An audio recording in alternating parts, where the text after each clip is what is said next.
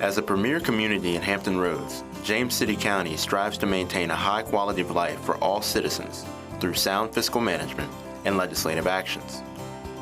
In an ongoing effort to increase transparency, your Board of Supervisors holds public meetings to garner citizen input before making important decisions. Here is tonight's meeting agenda.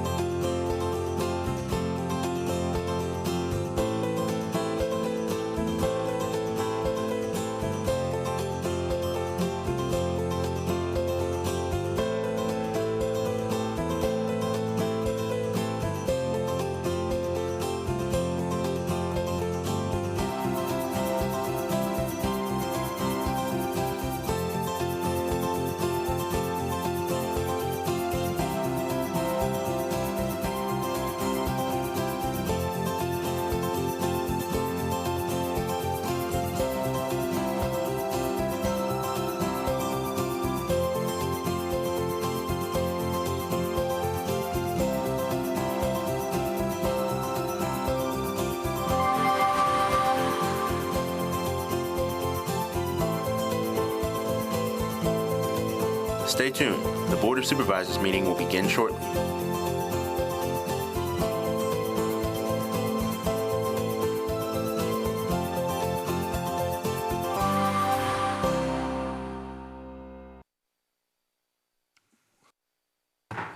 I call to order this meeting of the James City County Board of Supervisors for a regular meeting. Mr. Stevens, call the roll, please. Mr. McGlennon? Here. Mr. McGlennon represents the Roberts District. Ms. Larson? Here. Ms. Larson represents the Berkeley District. Mr. Hipple? Here. Mr. Hipple represents the Powhatan District and is Vice Chair of the Board. Mr. Eisenhower? Here. Mr. Eisenhower represents the Jamestown District, is Chair of the Board. Sitting to my left is Adam Kinsman, County Attorney, and I am Scott Stevens, County Administrator, and it is my pleasure to be Clerk to the Board. Okay, we have Mrs. Fadler is not able to participate today, and she is asked to participate by telephone from her home, I believe, and so I need to ask for a motion to allow Ms. Fadler to participate in the meeting remotely due to her illness. So moved. Okay, we have a motion. Mr. Stevens, call the roll. Mr. McGlennon? Aye. Ms. Larson? Aye. Mr. Hipple? Aye. Mr. Eisenhower? Aye. Motion carries. Okay, so we now have Ms. Sadler. Is she on the phone? I'm here. Very good, thank you. Okay, we will next have a moment of silence followed by the Pledge of Allegiance, and the pledge this evening is from a young person from the Powhatan District, so I'm going to hand it off to Thanks, Mr. sir. Hipple to do the introduction. All right, tonight's pledge leader is Lillian Rickard. How you doing, Lillian? And Lillian dances at the Institute for Dance and participates in the JBB Running Club. She's also a member of the Girl Scout Troop 1087, and here's some of her wares if anybody needs any Girl Scout cookies with a little advertisement here for you. If you would come forward after we have a moment of silence, so if you'll lead us in the Pledge of Allegiance.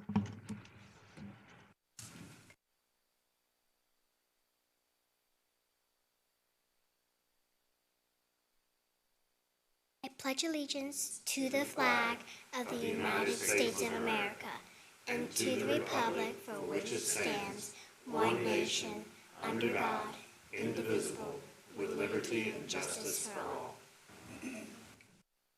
Lillian?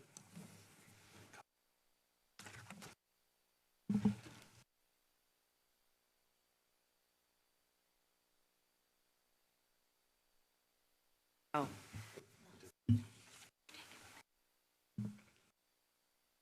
Yeah. Oh, here. Down there. Oh, no, we'll keep Good those job, in the Lillian. background. That's a good advertisement. There he goes.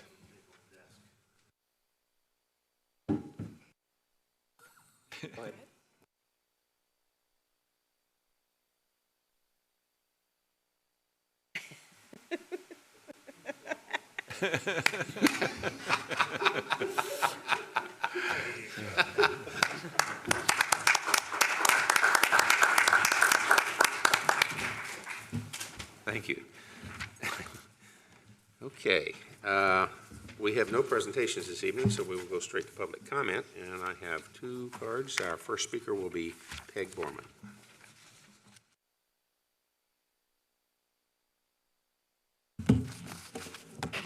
Thank you. Good afternoon, Mr. Eisenhower, members of the board, Mr. Stevens, Mr. Pearce, and Mr. Holt. I'm here again from 17 Settlers Lane. You said my name is right, Peg Borman. I think everybody knows me. That's why I forget to say it sometimes. And anyway, I'm here again to say help, help. It's that time again for the annual spring countywide cleanup. 42 years we've been doing this. And my plea is to get everyone involved. Some way, somehow, some other way, even if you can't think of it right now. Though there are areas that all age groups can help. Rather than complain and criticize and talk about how bad it is, volunteer. Volunteer to help wherever possible, because litter happens. In 1979, Jim Robertson and Eula Radcliffe were two of the prominent citizens heading up the committee that would become the Clean County Commission. And I'm proud to say that I'm still able to be involved with that committee. From Toanna to Grove, volunteers turned out to clean up our county back then. And the National Guard used their trucks and their manpower to help us pick up all the bags and the debris and deliver it to the landfill. Today, we have volunteers throughout the county coming together to pick up the streets, highways, byways, roadways, and they're taking it all to Jolly Pine Convenience for disposal. The campaign has already begun with a cleanup in Whitehall last Saturday. From Stonehouse to Grove, volunteers are or will be volunteering to clean up our county. Just like in 1979, there's trash and litter still out there waiting to be collected. Some of it has come from loosely personal covered loads, vendors' loads, trash haulers' loads, and trucks, and sadly, just uncaring motorists who toss it out the window or, unfortunately, blowing out from the back of pickup trucks. I want to add that cigarette butts are accumulating along the streets, the roadways, and the sidewalks. Remember, cigarettes are littered just like that big bag of trash or a drink cup. Our official weekend this year for cleanup is March 27th and 28th. That's a Friday and a Saturday.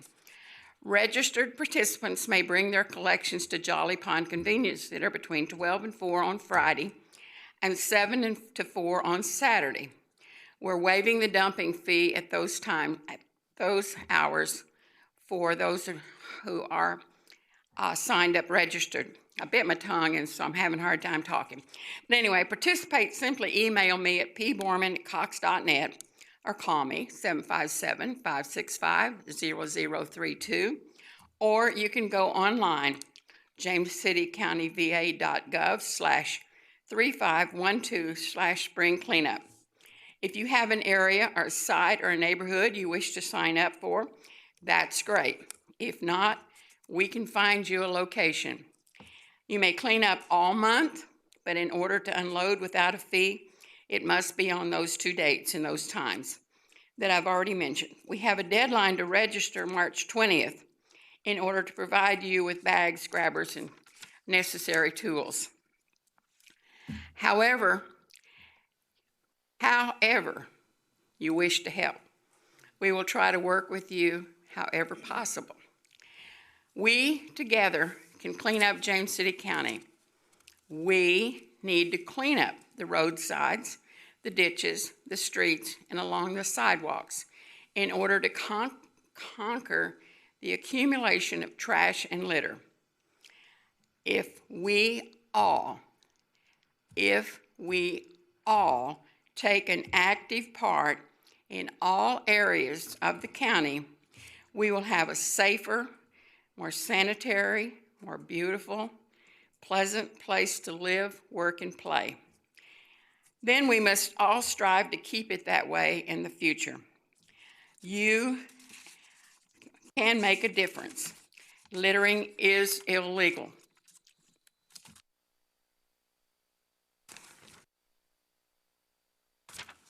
I forgot where I was at. Littering is illegal in James City County is to beautiful to trash. Thank you. you. I wasn't too bad, was I? Thank you. Our next speaker is Mr. John Holland.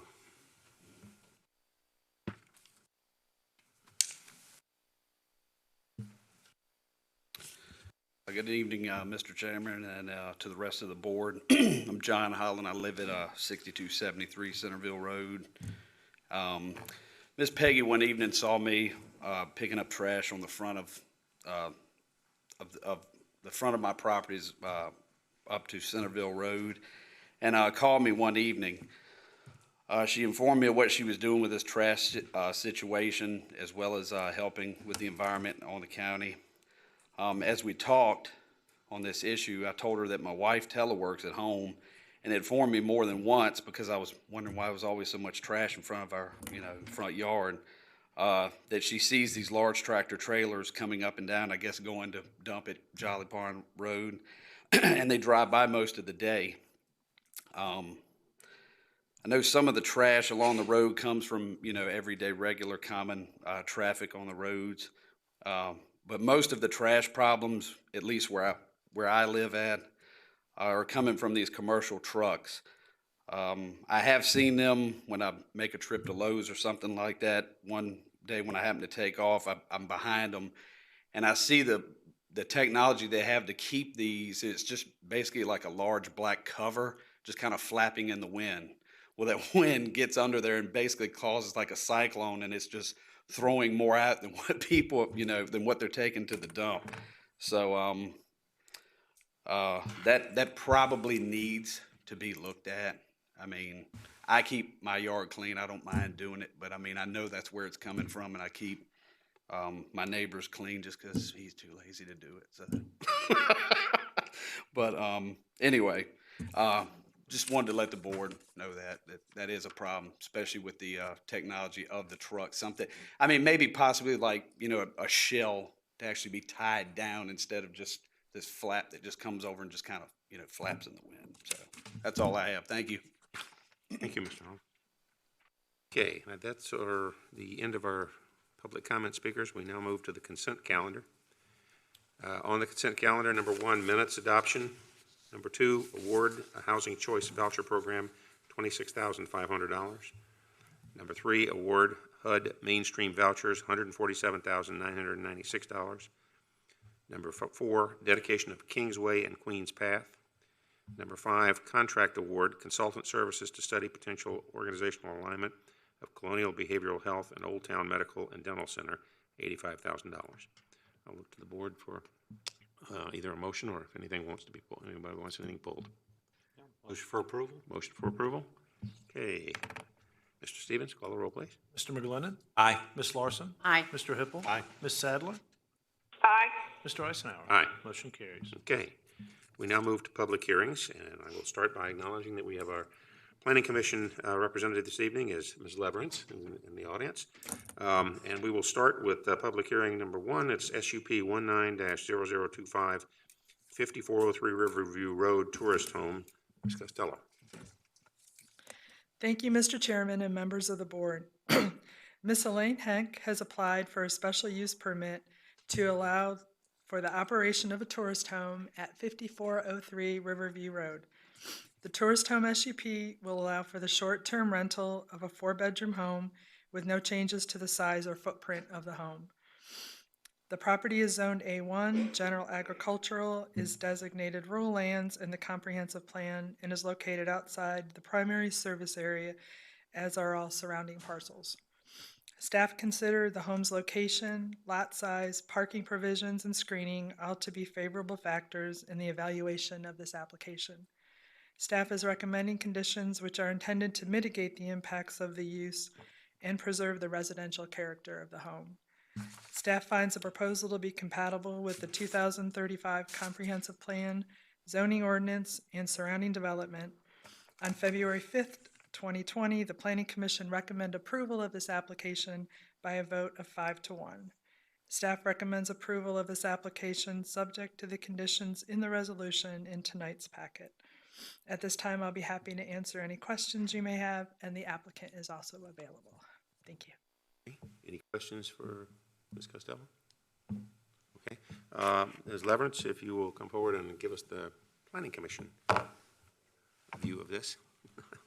Mr. Chairman, members of the board, there was very little discussion on this particular application. What I'd like to do is just share with you some of the previous objections that might account for the one dissenting vote. Had to do primarily with the competition with existing commercial housing or tourist home operations, timeshares, hotels. The reduction of affordable housing opportunities, because some of the, not this one, but some of the properties that have been put out for tourist homes have been formerly rented on a more or less permanent basis. And then finally, there's been some concern on the part of planning commissioners that there is no sunset clause on these, that an SUP issued for a tourist home is done so in perpetuity, and there's some concern about that. We have discussed doing what we can to address this as part of the current comprehensive plan review process. So, questions you have, be happy to answer. Okay. Questions? Thank you. Thank you. Okay, we will open the public hearing. Do we have any speakers on this one? Number one, no speakers? Okay, we'll close the public hearing, and I will look to the board for a motion. Before anyone makes a motion, I just want to make a general comment. I appreciate the summary of the Planning Commission's considerations of this by Ms. Leverance. It highlights some of the concerns that I have about this general question. Again, not necessarily this particular property, but it does seem that we're getting a continuing flow of requests for turning what may be affordable housing opportunities into commercial ventures that really reduce the availability of housing stock for a group of residents and people who work in the area but maybe not able to live here to find a residence that they can afford in the area. So I really do think we need to figure out a way to address this question and send a clear message that we don't want to see the transfer of a large number of houses like this into short-term rental situations. I guess there's one other question that I'd ask that as we consider that, we take into account, and that's the question of whether it is reasonable to question, to wonder about the assessment of homes that have this designation for real estate value. If they are in fact producing significant amounts of income compared to a residential unit next door, are they also being assessed at that rate as a commercial enterprise? And so just think that's an issue that we ought to keep in mind as we look at this question. Questions? I have a motion. Motion for approval? Do we have a motion for approval? Mr. Stevens, call the roll. Ms. Sadler? Aye. Mr. Hippel? Aye. Mr. McGlennon? Aye. Ms. Larson? Aye. Mr. Eisenhower? Aye. Motion carries. Okay. Our second public hearing this evening is the SUP 19-0029 4451 Longhill Road Life Church and Parents Daycare Program. Ms. Costello again. Thank you, Mr. Chairman and members of the board. Ms. Lyra Hale has applied for a special use permit to allow for the existing church and proposed daycare located at 4451 Longhill Road. This is the current location of Life Church. The property is zoned R8 rural residential and is designated low-density residential in the comprehensive plan and is located inside the primary service area. Surrounding development includes Windsor Forest, Seasons Trace, and Lafayette High School. In 1998, when the original site plan was approved, houses of worship were a permitted use in the R8 zoning district. The zoning ordinance was amended in December of 1999 to require a special use permit for this use. Due to this change, the church is currently considered non-conforming. The daycare program proposed will have a maximum of 30 children with 8 staff members. The age range of the children will be from infant to 36 months. The proposed hours of operation will be from 8:30 a.m. to 1:30 p.m. 3 days a week. The daycare will operate within the current facility, and there are no external changes such as outdoor playground equipment proposed. During the review of the application, staff initially proposed a condition limiting the days and the hours of the daycare use to 3 days a week, 8:30 a.m. to 1:30 p.m., which mirrored the applicant's request. However, the Planning Commission found that should the daycare be successful and grow and wish to operate more than 3 days a week or increase the operating hours, it would be beneficial to have that flexibility without needing to seek a formal SUP amendment. Staff concurs with the Commission's recommendation concerning the number of days of operation, but recommends limiting the hours as a way to mitigate potential traffic impacts with Lafayette High School. The two resolutions before you tonight will permit the church as it exists in the proposed daycare. Resolution 1 includes the conditions recommended by the Planning Commission, which permits the daycare to operate any day of the week and does not limit operating hours. Resolution 2 also allows the daycare to operate any day of the week, but limits the hours of operation, which include drop-off and pickup times, which is also consistent with the applicant's current request. Staff finds this proposal to be compatible with surrounding development and consistent with the 2035 Comprehensive Plan and Zoning Ordinance.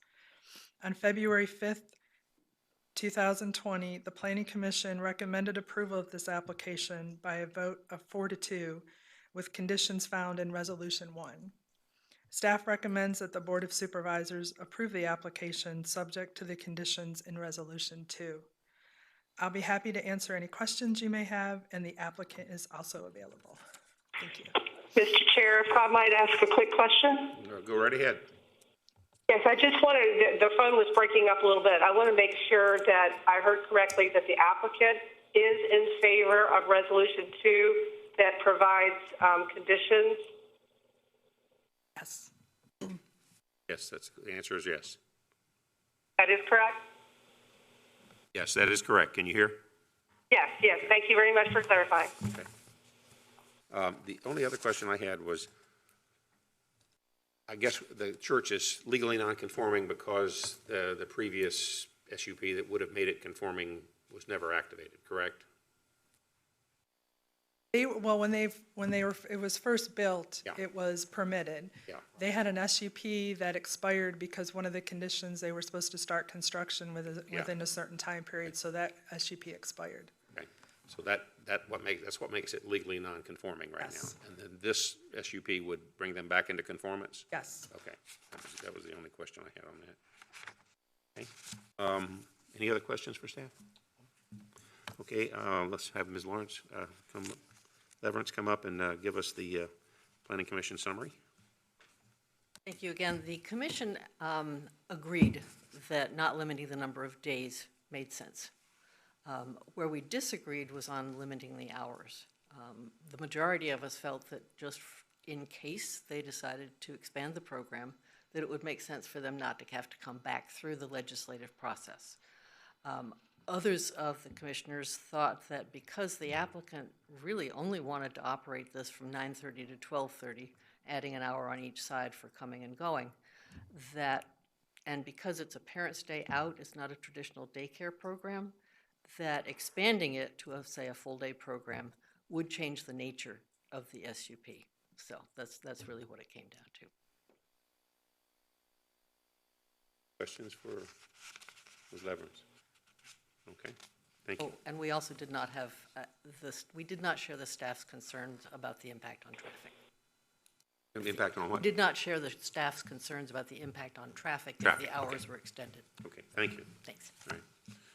Okay, I'll go ahead and open the public hearing, and we have one speaker, I believe is the applicant, Ms. Hale.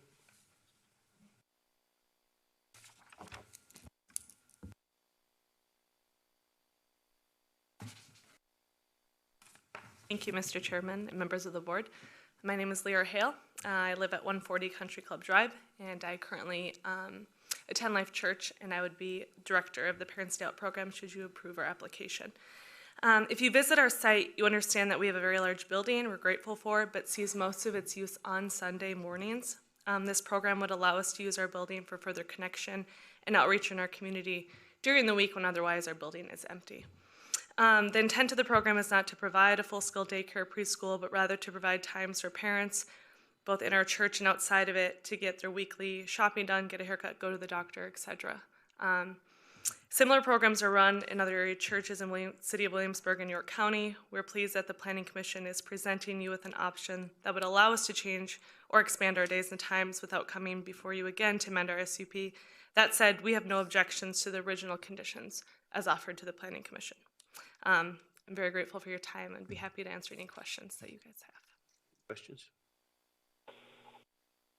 Thank you. Okay, no more speakers. I will close the public hearing and look to the board for discussion. Mr. Chairman, I'd like to move resolution number 2. I think that I understand the thinking of the Planning Commission on this, but my sense is that the applicant made clear that they have in mind a particular kind of program, and I think that's perfectly reasonable. It sounds like a great opportunity for them to extend the services that they provide to the congregation and perhaps to others. But you know, I sort of, you know, think that at the same time that we sometimes chafe at government telling people too much about what they can and can't do, sometimes telling them that they, you know, should take advantage of these other opportunities may not be what they really intend to achieve anyway. And so you know, I'm happy that the Planning Commission said, you know, go ahead and approve it for more than the 3 days originally requested. But I do think the hours make some sense, and in particular, because of the location, I do have some concerns about the traffic situation on Longhill Road across from Lafayette High School. And so I think that resolution number 2 makes more sense, and I would support that. Okay. So we have a motion for resolution number 2. Any questions or comments? No, I support what Supervisor McLennan said. Okay. Stevens, we have a motion on the floor. Please call the roll. Mr. Hippel? Aye. Ms. Sadler? Aye. Ms. Larson? Aye. Mr. McGlinnan? Aye. Mr. Eisenhower? Aye. Motion carries. Okay, thank you. Okay, our next one is SUP 19-0028, Strait Gate Temple Expansion. Ms. Cook will give the presentation. Thank you. Thank you, Mr. Chairman and members of the board. Mr. Edward Rose has submitted an application for a place of public assembly at 6221 Old Moortown Road.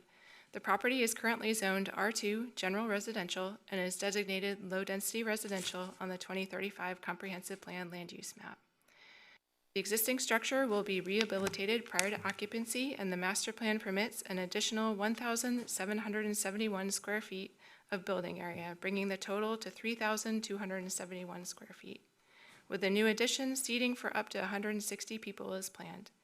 Site improvements will include additional parking spaces. Staff finds this proposal to be compatible with surrounding development and consistent with the 2035 Comprehensive Plan. Staff recommends that the Board of Supervisors approve this application subject to the proposed conditions. At its meeting on February 5th, 2020, the Planning Commission voted 6-0 to recommend approval of this application. I'll be happy to answer any questions you may have, and the applicant is also available. Thank you. Any questions? The only question I have is about parking, and I understand that, and perfectly reasonable that 32 parking spaces will serve the congregation as it currently stands. The expansion is designed to serve a congregation of 160. There's no mechanism, though, really, to come back and reevaluate parking at a later stage, is there? You mean once the expansion is built, or? Once the expansion is built, and if the congregation grows to the full 160, I mean, what happens in that instance? 32 spaces doesn't strike me as enough for a congregation of that size. That is the minimum the ordinance requires. It's 1 space for every 5 seats is the current zoning ordinance standard, and that would meet it. So they could come back and propose additional parking spaces and construct those if they found that in practice they were having some shortfalls. If I understand correctly, the 32 is the minimum by the ordinance, and that if they wanted to build more, it would be just an administrative thing, or they wouldn't have to come back to the board for that, would they? No, there'd probably be a master plan consistency determination. If that Okay. was found to be consistent, Just a- they wouldn't need to come back to. It would seem to me that if they got short of parking and really wanted to add more parking, that if there was a mechanism for them to do that without having to come back to the board that's in place, that would be acceptable. The only other question I had was on the little map which shows the footprint and layout, and it shows the adjoining piece of property. There looks like a building in dotted lines. Is that that crosses the boundary line of that piece of property? Was that is that just designating where a piece of a building used to be, or is? No, there is encroachment from an adjacent structure. That's an existing condition that currently crosses the property line. Okay, and what they're proposing for the new building would be have a sufficient separation from that to have legal requirements? Okay. That's the first time I've ever seen one where we had an encroachment from one lot to another. Come up our Okay. Okay. All righty. I think we are to the point where we have any other questions for staff? Okay. Ms. Leverance, you want to come back up again? The Planning Commission also discussed the future parking requirements, and Mr. Rose told us at the time that the site plan, when submitted, would show future planned parking.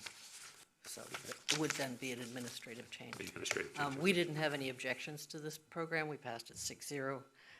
The only thing we suggested is that the staff work with the applicant to relocate the main entrance off of Moortown Road onto Curry Drive, which is the side street. Questions from Ms. Thank you. All righty. Open the public hearing. Do we have any speakers on this one? No, sir. Close the public hearing. Look to the board. motion for approval?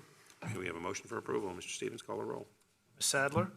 Aye. Ms. Larson? Aye. Mr. McGlennon? Aye. Mr. Hippel? Aye. Mr. Eisenhower? Aye. Motion carries. Okay. The next is SUP 20-0003 Jamestown High School Learning Cottage. We do these independently, or? As long as you have separate votes, you can hold the public hearings together if you'd like. Let's, if we can do that, that would help expedite. We also have SUP 20004 Stonehouse Elementary Learning Cottage, so we have the two learning cottages, and Mr. Weishaupt. Thank you, Mr. Chairman, and good evening to the board. Williamsburg James City County Schools has applied for a special use permit to allow for the installation of one modular learning cottage consisting of 2 classrooms to be located at Jamestown High School and to be located at Stonehouse Elementary School. Both of them will be for classroom use. Both will accommodate up to 50 additional students. The cottages will be located in the same locations that have been previously approved by the board in prior years, and the cottages will be in play from 2020-21 through 2023-2024. Both properties are zoned for public land. Both are designated for federal, state, and county land on the adopted comprehensive plan land use map, and both properties are located inside the primary service area. Staff finds both proposals to be compatible with the comprehensive plan, the zoning ordinance, and surrounding development, and we recommend that the board approve both applications subject to the proposed conditions. And I'd be happy to answer any questions that you may have, and Mr. Jim Falzone is here from the school system tonight to answer questions as well. Thank you. Okay. Let's see, we do not have public PC comments, so do we have any, I guess at this point, any questions for staff? All right, we'll open the public comment period. Do we have any? Okay, close the public comment, the public hearing. And at this point, One at a time. let's take them one at a time if we can. And any further questions for staff or anybody? Okay. Motion for approval of Jamestown? Motion for approval. Mr. Stevens, call the roll. Mr. McGlennon? Aye. Mr. Hippel? Aye. Ms. Larson? Aye. Ms. Sadler? Aye. Mr. Eisenhower? Aye. Motion carries. Okay. Motion for approval of Stonehouse? Stevens, call the roll. Mr. Hippel? Aye. Ms. Larson? Aye. Ms. Sadler? Aye. Mr. McGlennon? Aye. Mr. Eisenhower? Aye. Motion carries. Okay. We have concluded our public hearings. No board considerations tonight. Board requests and directives. We will start. Well, I'm before gonna- before WJCC staff gets, thank y'all for coming. Yeah. Yes. Appreciate it. Just a very quick mention that was able to attend, along with Supervisor Hippel and the chairman, the dedication ceremony for the sign for Sergeant Heisler at the Law Enforcement Center. It'll be, I guess, be out on Centerville Road within the next week or so. Yes, sir. That's what I understand. And so it was great to be able to honor Sergeant Heisler for his sacrifice and to recognize his family as well. I think I'll stop with that. So a couple of things, Mr. Kinsman, I believe that you sent something to the board saying that the cover of the trash is a General Assembly, but having had to dodge a piece of siding from a truck last week, and seeing it and then hearing the citizens' concern, I do think it's something that we should probably talk to our legislators about and see if when was the last time that they have talked about doing anything about that. Also, Mr. Stevens, you and I had gone back and forth, and I think Mr. Holt was even involved in a couple of the conversations regarding a raised piece of concrete in the shopping center at John Tyler and 199, because a gentleman had reached out to me whose tire had been shredded, and that's private land, but they wanted VDOT to take it over. Well, it's now been painted yellow, and if you go and look at it, since it's been painted yellow, which could not have been that long ago because we just had all these conversations, I believe, in January, it is very evident that it is being destroyed. So I don't know, I'm in that shopping center quite often. I have not hit that, but other people are struggling with it. So I don't know if we can ask the owner of the whoever put it in to look at it.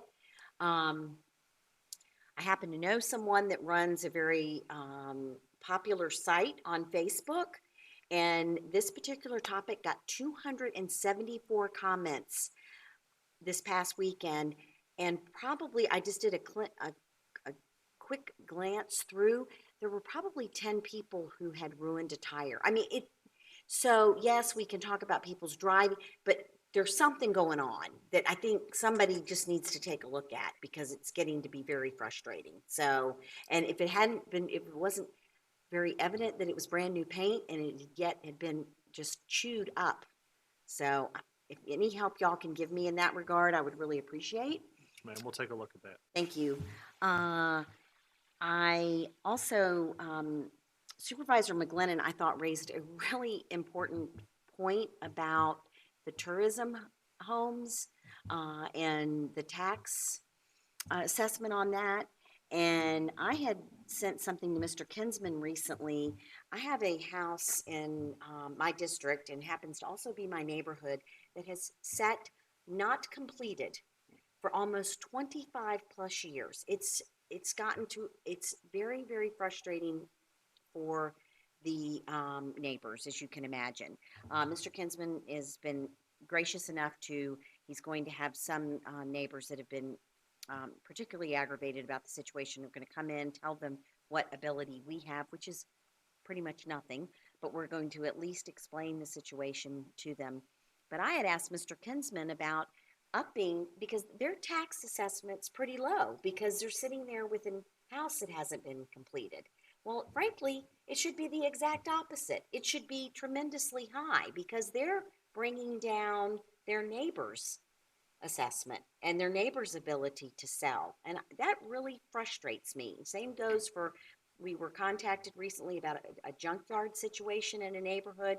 You know, people are powerless to be able to do anything about something in their neighbor's yard. And in many cases, we're powerless. So I wish that on the assessment side, we were able to do something. So if you want to sit there with a house not completed, it's $1 million a year assessed. Maybe then you'll move your fanny and get it finished for your neighbor's sake. So it's most frustrating. I don't know that we'll ever get there, but it sure would be nice if we could get something in that regard. But I do hope that we'll follow up on Mr. McLennan's suggestion, or to start looking into. If you are a commercial operation and you are getting more money, perhaps your tax rate should be higher. So on a different note, I just want to say that I got to read at Stonehouse for Read Across America. I got to read for Ms. Pullen's class in first grade, and they were great. And then I got to host a table of 8 through luncheon through the Business Council, which was great. They've been doing these. And then the county put on a wonderful program for Black History Month. I got to attend that, and I thank you for that.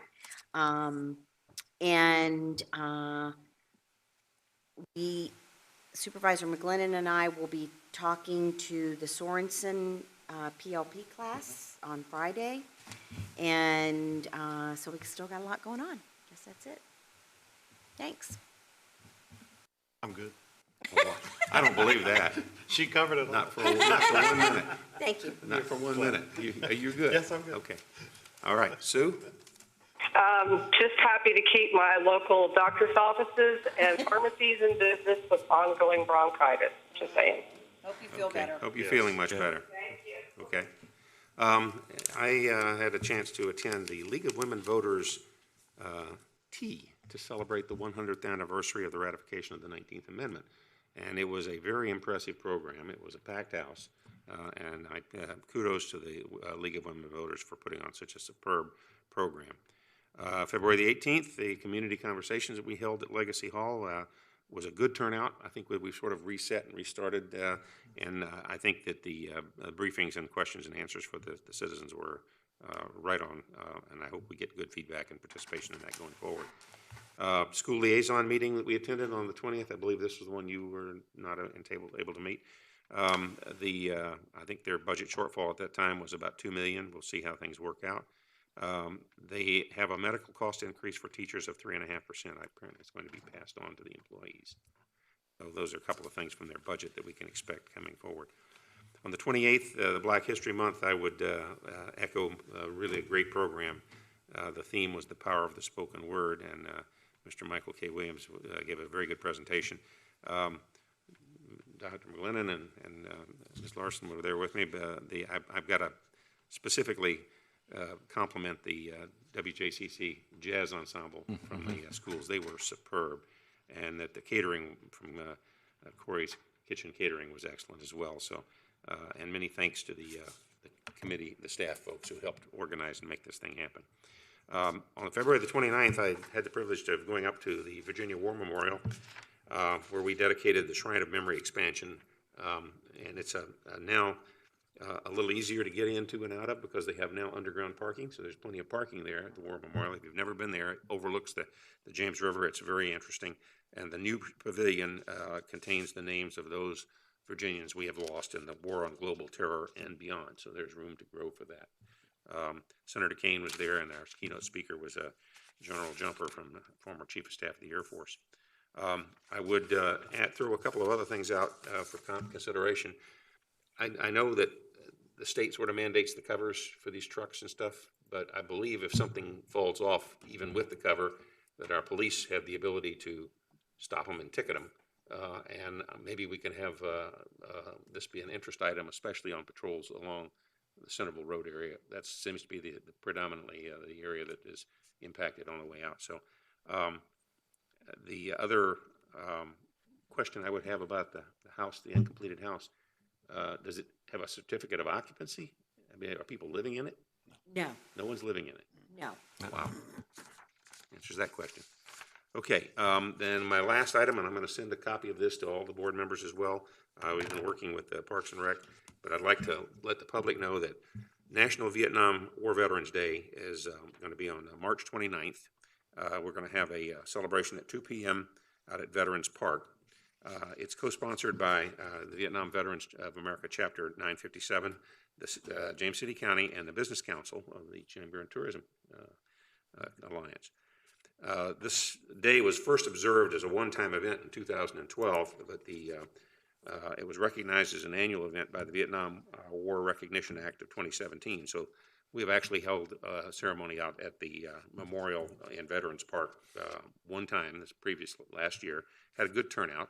We're looking for a much larger turnout this year. It'll be the second time. Our speaker will be Congressman Whitman. He's going to be presenting certificates to Vietnam-era veterans, as well as the lapel pins. And we will have this information, I think, through our communications folks, probably on the website as well. But we're asking veterans to give us notification to the chapter president, Mr. Tom Monahan, and we'll put his name and his phone number in, for text and email so that they can let us know their name. If they want to have a certificate with their name on it, we have to have that in by Thursday, March the 26th. So we invite the public to come out and participate and help welcome home the veterans that were denied that welcome many years ago. And that's all I have for this evening. Okay, I believe we are now to the point where we move to the reports of the county administrator. Mr. Chair, members of the board, just a couple items to share. We are hosting a prescription drug take back initiative on April 25th from 10 a.m. to 2 p.m.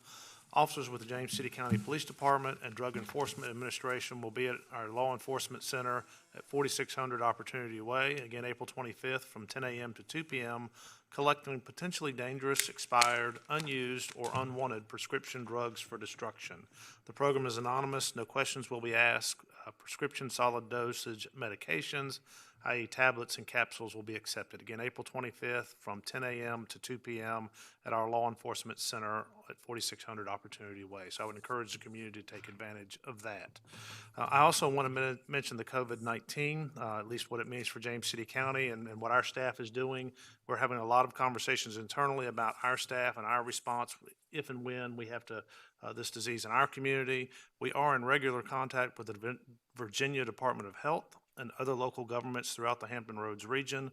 We are regularly sharing information on social media. We have set up a web page with links to the Virginia Department of Health, the Centers for Disease Control and Prevention, and the World Health Organization. You can access these links through our webpage, jamescitycountyva.gov, and looking for the banner at the bottom under current news, which is the coronavirus. What we're encouraging folks to do are the recommendations from the Virginia Department of Health, which encourages things you do to reduce the risk of respiratory germ spread in general, such as washing your hands with soap often and for 20 seconds, using alcohol-based sanitizer if soap's not available, avoid touching your eyes, nose, and mouth, covering your nose and mouth with tissue or your sleeve when coughing or sneezing, clean and disinfect frequently touched objects, stay at home when you're sick, avoid contact with sick people, and avoid non-essential travel. And then more information can be found at the Virginia Health Department. They have a public information line, so you can call or go on their website. The number for their public information line is 877-ASK-VDH3, 877-ASK-VDH3, or it's 877-275-8343, 275-8343 for more questions or information about the novel coronavirus situation. So that's all I have, sir. May I just add to that I had to reach out to Mr. Powell today because I had a question from a citizen regarding our JCSA's emergency preparedness, and they do have a emergency preparedness plan. He just went over it with his staff in a staff meeting most recently, and so if anyone is interested, they can reach out to Mr. Powell, and he is happy to share what the plan is. Okay, we are now down to a closed session. We are going to ask for a motion for a closed session for the consideration of personnel matter, appointment of individuals to the county boards and or commissions pursuant to section 2.23711A1 of the Code of Virginia. Motion. Motion, Mr. Stevens, call the roll. Ms. Sadler? Aye. Mr. McGlennon? Ms. Larson? Aye. Mr. Hippel? Aye. Mr. Eisenhower? Aye. Motion carries. Okay, we'll move to closed session.